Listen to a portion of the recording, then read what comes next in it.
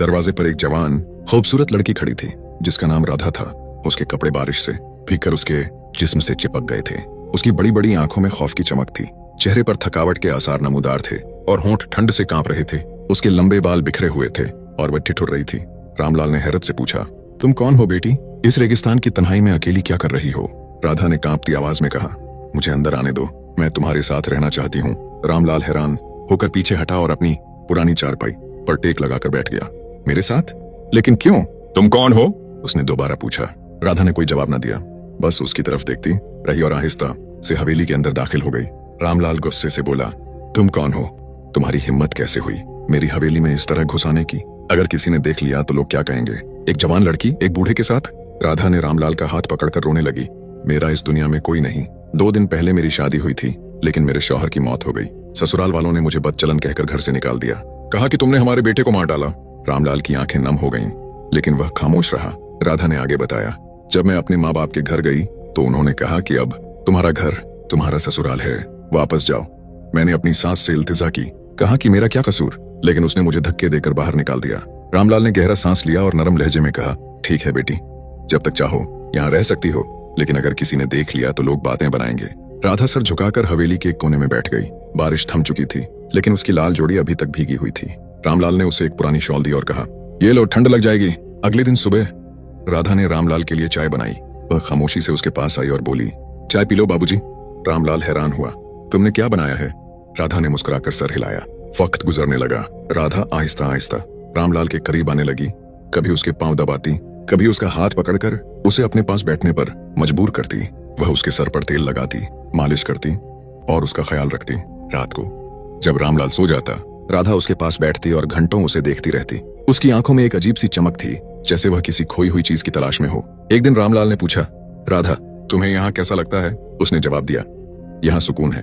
आपके पास आकर मुझे लगता है कि मैं सुरक्षित हूँ। रामलाल नीचे देखने लगा। उसके दिल में एक अजीब सी कशमकश थी। वह बरसों से तन्हाई में जी रहा था, मोहब्बत को दफन कर चुका था, लेकिन राधा की मौजूदगी उसे बेचैन कर रही थी। एक शाम राधा ने रामलाल का हाथ पकड़कर कहा, आप बहुत अच्छे हैं। दुनिया ने मुझे ठुकरा दिया, लेकिन आपने मेरी हिफाजत की। रामलाल कुछ कहना चाहता था, लेकिन अल्फाज उसके हल्कम में अटक गए। राधा ने मुस्कुराकर पूछा, क्या मैं आपके लिए कुछ पकाऊं? आपको क्या पसंद है? रामलाल पहली बार मुस्कुराया और बोला, जो तुम बनाओगी वो पसंद आएगा। अब राधा हर रोज रामलाल के लिए खाना पकाती, उसके कपड़े धोती और हवेली की सफाई करती। वह उसके साथ बीवी की तरह रहने लगी, लेकिन उनके दरमियान कोई बाकायदा रिश्ता नहीं था, बस एक खामोश कुर्बत, एक गहरा एहसास। रामलाल को लगता था कि राधा ने उसकी जिंदगी में रंग भर दिए हैं। बरसों की तन्हाई के बाद उसके दिल में एक छोटी सी चिंगारी जागी थी, एक उम्मीद। लेकिन वह ये भी जानता था कि ये सब अस्थायी है। दुनिया की नजरों में यह रिश्ता अजीब था, नाकाबिले कबूल। एक रात जब रेत पर चांदनी छाई हुई थी, राधा रामलाल के पास बैठी और पूछी, क्या आपको कभी मोहब्बत हुई? रामलाल ने लंबी खामोशी के बाद कहा, हाँ, बहुत साल पहले, लेकिन वो मोहब्बत वक्त के साथ रेत में दब गई। राधा ने आहिस्ता से कहा, शायद मोहब्बत कभी नहीं मरती, बस छिप जाती है और किसी दिन फिर से जाग उठती है। रामलाल ने उसकी तरफ देखा और उसकी आंखों में वही चमक देखी जो बरसों पहले किसी और के लिए थी। राधा ने उसका हाथ पकड़कर कहा, मैं हमेशा यहीं रहना चाहती हूँ। रामलाल ने कुछ न कहा, बस आसमान की तरफ देखने लगा, जैसे जवाब ढूंढ रहा हो। रामलाल की जिंदगी में राधा की आमद से एक अजीब तब्दीली आई। वह जो बरसों से तन्हा था, अब हर सुबह राधा की आवाज से जागता और हर शाम उसकी मौजूदगी से सुकून पाता। राधा ने हवेली को संवारना शुरू कर दिया। वह रेत भरे आंगन में झाड़ू लगाती, दीवारों को साफ करती और बावर्ची खाने में खाना पकाती। रामलाल खामोशी से उसे देखता रहता। उसके दिल में एक अजीब सी ख्वाहिश जाग उठी। वह जानता था कि राधा जवान और खूबसूरत है, जबकि वह एक बूढ़ा थका हुआ आदमी है, लेकिन दिल के जज्बात को कौन रोक सकता है? एक दिन राधा ने रामलाल के लिए आलू के पराठे बनाए। वह प्लेट लेकर आई और बोली, आज मैंने कुछ खास बनाया है। रामलाल ने मुस्कुराकर कहा, खास? मेरे लिए? राधा ने खुशी से कहा, आपकी तारीफ ही काफी है। दिन गुजरते गए। राधा अब रामलाल के पास बैठकर बातें करती, उसकी पुरानी यादें सुनती और कभी कभी उसके कंधे पर सर रखकर खामोश हो जाती। रामलाल के दिल में राधा के लिए एक नरम गोशा बन गया था। वह अब उसे महज मेहमान नहीं समझता था, वह उसकी जिंदगी का हिस्सा बन चुकी थी। एक रात जब चांद आसमान पर चमक रहा था, राधा ने कहा, कभी कभी सोचती हूँ कि अगर ये हादसा ना होता तो मैं आपसे कभी न मिलती। रामलाल ने जवाब दिया, जिंदगी के तरीके अजीब हैं। कभी कभी गम हमें वहां ले जाता है जहां सुकून छुपा होता है। राधा ने उसे देखा और बोली, आपने मुझे पनाह दी, इज्जत दी, सुकून दिया, मैं ये कभी नहीं भूलूंगी। रामलाल ने नीचे देखा। वह कुछ कहना चाहता था, लेकिन उसकी जुबान न चली। राधा ने उसका हाथ थाम लिया और पूछा, क्या मेरी मौजूदगी से आपको कोई परेशानी है? रामलाल ने फौरन कहा, नहीं, हरगिज नहीं, तुम्हारी वजह से ये हवेली जिंदा है। राधा ने मुस्कुराकर कहा, तो फिर मुझे जाने को मत कहिए, रामलाल ने सर हिलाया और बोला, जब तक चाहो यहाँ रहो। अब राधा रामलाल के कपड़े इस्त्री करती, उसके जूते साफ करती, और जब वह थक जाता तो उसके पांव दबाती। वह उसके साथ रहती, लेकिन उनके दरमियान कोई बाकायदा रिश्ता न था, बस एक खामोशी, एक कुर्बत, एक एहसास। एक दिन राधा ने रामलाल के सर पर तेल लगाया और मालिश की। वो लम्हे जैसे वक्त के ठहर जाने के बराबर थे। रामलाल ने आंखें बंद कर लीं और सुकून महसूस किया। एक दिन उसने राधा से पूछा, तुम्हें यहाँ कैसा लगता है? राधा ने कहा, मुझे यहाँ सब अच्छा लगता है, आपके साथ रहना जैसे किसी प्यारे के साथ हूँ। रामलाल ने आहिस्ता से कहा, मैं भी तुम्हें अपना समझने लगा हूँ। राधा ने मुस्कुराकर कहा, फिर मुझे बेटी मत कहिए। रामलाल चौंक गया, तुम्हारा क्या मतलब है? राधा ने नजरें झुकाकर कहा, बस एक बेटी ने दिल को तकलीफ दी। रामलाल खामोश रहा, लेकिन उसके दिल में तूफान उठ रहा था। वह समझ गया कि राधा के दिल में कुछ है, और शायद उसके अपने दिल में भी। एक दिन राधा ने उसके लिए एक छोटा सा तोहफा बनाया, एक कपड़े का रूमाल, जिस पर उसने रामलाल का नाम खड़ाई किया था। वह रूमाल लेकर आई और बोली, ये आपके लिए है। रामलाल ने रूमाल देखा तो उसकी आंखों में आंसू आ गए। क्या तुमने ये बनाया? राधा ने सर हिलाया। रामलाल ने रूमाल को सीने से लगाया और कहा, शुक्रिया राधा। अब वह उसे बेटी नहीं सिर्फ राधा कहता था। राधा ने भी उसे बाबूजी कहना छोड़ दिया था। वह उसे कभी आप और कभी। एक रात जब रामलाल सो रहा था, राधा उसके पास आई और उसके चेहरे को घंटों देखती रही, जैसे उसके चेहरे पर कोई कहानी लिखी हो। रामलाल ने अचानक आंखें खोली और पूछा, राधा तुम जाग रही हो? उसने जवाब दिया, हाँ मैं आपको देख रही थी। रामलाल ने धीरे से पूछा, क्या देख रही थी? राधा ने कहा, एक चेहरा जिसने मुझे जिंदगी दी। रामलाल खामोश रहा, लेकिन उसके दिल में एक अजीब सी गर्मी थी, जैसे मोहब्बत ने दोबारा जन्म लिया हो। राधा अब उसकी जिंदगी का हिस्सा बन चुकी थी। वह उसके दिनों की रोशनी, रातों की खामोशी और दिल की धड़कन बन गई थी। था रेगिस्तान की तन्हाई में दोनों एक दूसरे का सहारा बन चुके थे। राधा एक लम्हा भी रामलाल के बिना नहीं रह सकती थी, और रामलाल भी उसके बिना अधूरा महसूस करता था। एक दिन राधा ने कहा, कभी कभी सोचती हूँ कि अगर वक्त रुक जाए तो कैसा हो?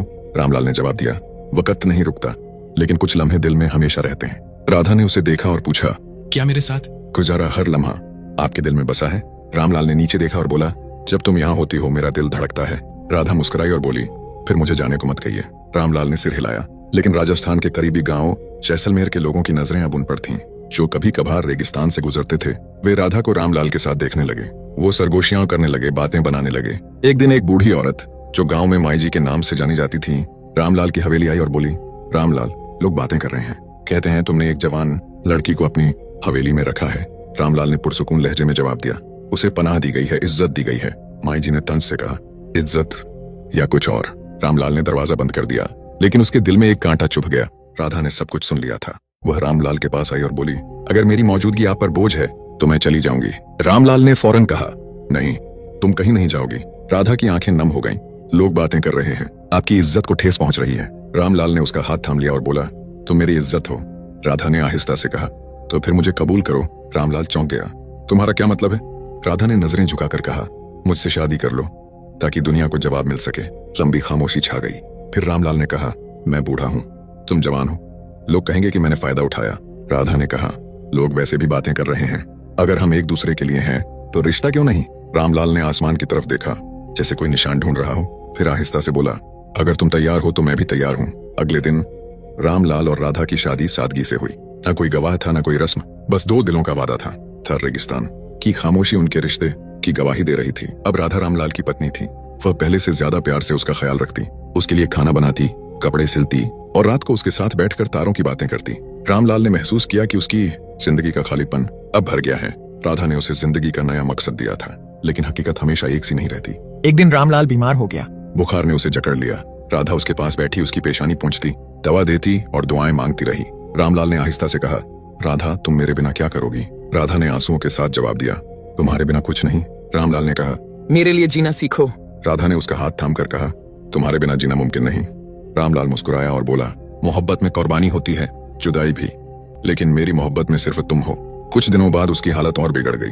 राधा ने जैसलमेर से एक हकीम बुलाया, लेकिन सब बेअसर रहा। रामलाल की सांसें कमजोर पड़ती गईं। आखिरी रात राधा उसके पास बैठी थी। रामलाल ने कहा, राधा तुमने मुझे जिंदगी दी, तुम मेरी आखिरी खुशी हो। राधा ने रोते हुए कहा, तुम मेरा सब कुछ हो। रामलाल मुस्कुराया, आंखें बंद की और हमेशा के लिए सो गया। राधा ने उसकी कब्र थार रेगिस्तान में बनाई, वहीं जहां वह पहली बार आई थी। वह हर रोज उसकी कब्र पर जाती, फूल चढ़ाती और कहती, तुम हमेशा मेरे हो। रेगिस्तान की रेत अब राधा के आंसुओं से भीगने लगी थी, लेकिन वह जानती थी कि मोहब्बत कभी नहीं मरती, वह दिल में बस याद बनकर रह जाती है।